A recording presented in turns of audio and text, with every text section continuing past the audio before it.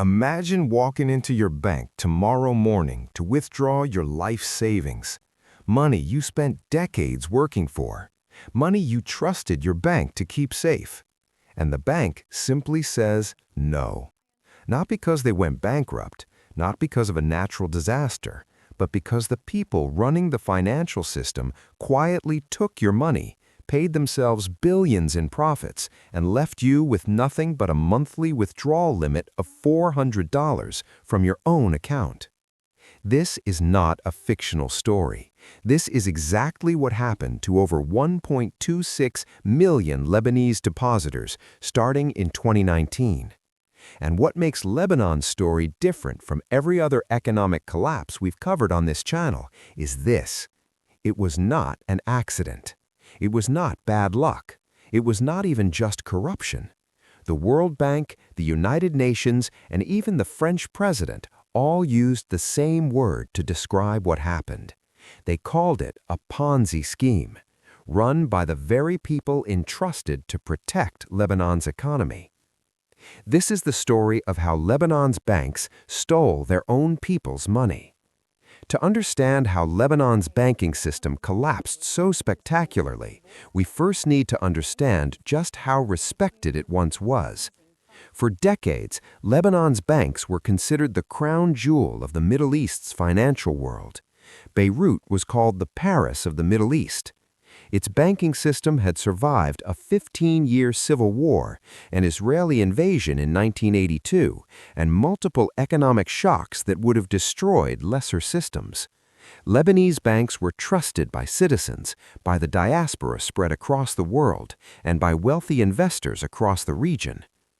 By 2019, Lebanese banks held an extraordinary $172 billion in customer deposits. For a country of just 5 million people, this was staggering. The system worked because of three things: banking secrecy laws that attracted wealthy depositors, high interest rates that kept money flowing in, and a currency peg that kept the Lebanese pound stable against the US dollar since 1997. For over 2 decades, $1 bought exactly 1,507 Lebanese pounds. Stable, predictable, trusted. Lebanese families saved in dollars. Diaspora workers sent money home in dollars, and the banks promised it would always stay that way. But behind the polished image of Beirut's banking sector, something deeply dangerous was happening. Lebanon's government had been running massive budget deficits for years, spending far more than it earned. By 2019, government debt had reached 170% of GDP, one of the highest in the world.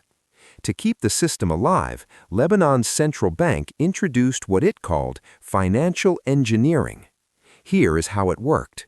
Commercial banks took the dollar deposits of ordinary citizens and handed them to the central bank.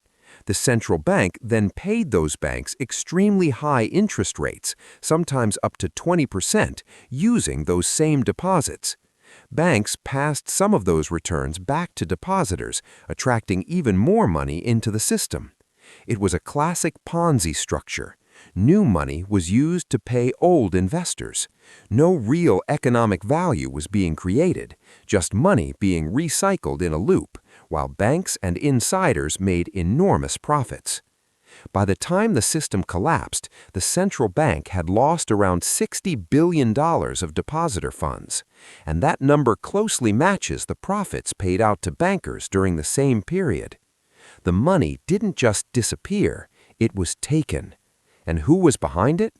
This is where the story becomes even shocking. Investigations later revealed that central bank governor Riyad Salameh and former Prime Minister Najib Mikati were covert shareholders in one of Lebanon's largest banks. That means the people designing the system were also profiting from it. The regulator was benefiting from the very scheme he controlled. This was not just corruption. It was a system designed to enrich insiders at the direct expense of ordinary citizens. Lebanon's political class, divided in public but united in private, had spent decades using the financial system as their personal cash machine. Loans were given to politically connected individuals who never repaid them. Public money was redirected through private networks, and strict banking secrecy laws made it nearly impossible to trace where the money went. Even as ordinary depositors were locked out of their accounts, banks continued paying dividends to shareholders and bonuses to executives. The insiders took care of themselves first. By 2019, the system could no longer hold. The dollars needed to sustain it were running out.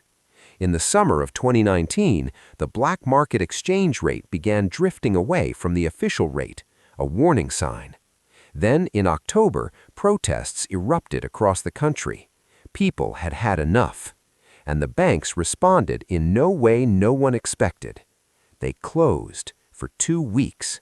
And when they reopened, depositors discovered something unthinkable. They could not access their own money.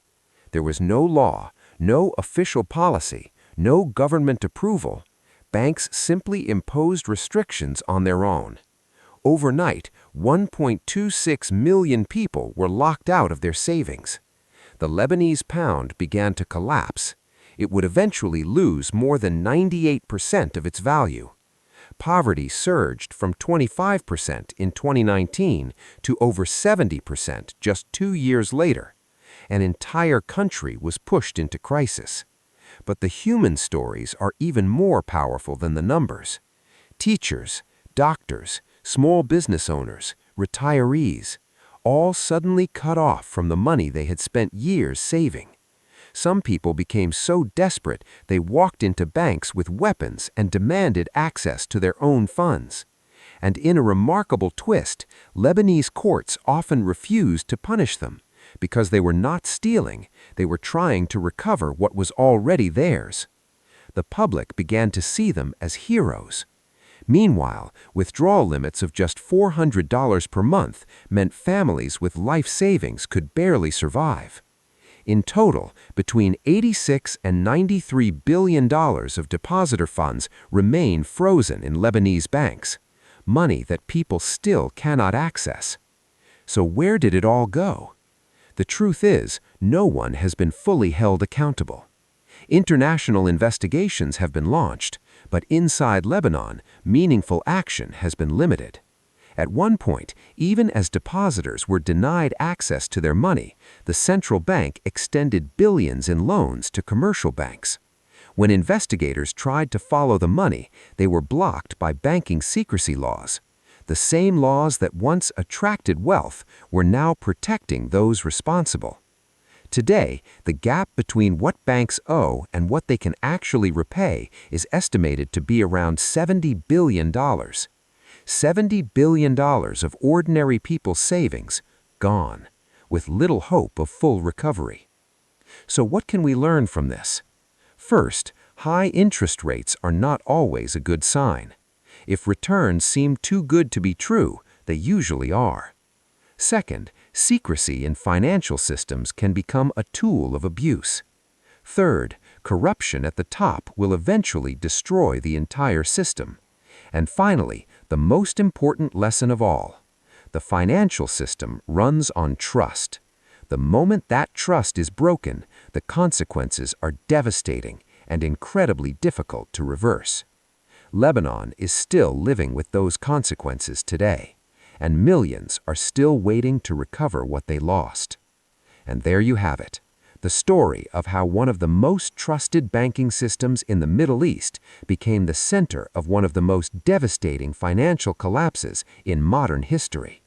A story of greed, corruption, and the human cost of broken trust. If you found this video valuable, hit the like button and subscribe to Economic Savvy for more videos breaking down the world's most important economic stories. See you in the next one.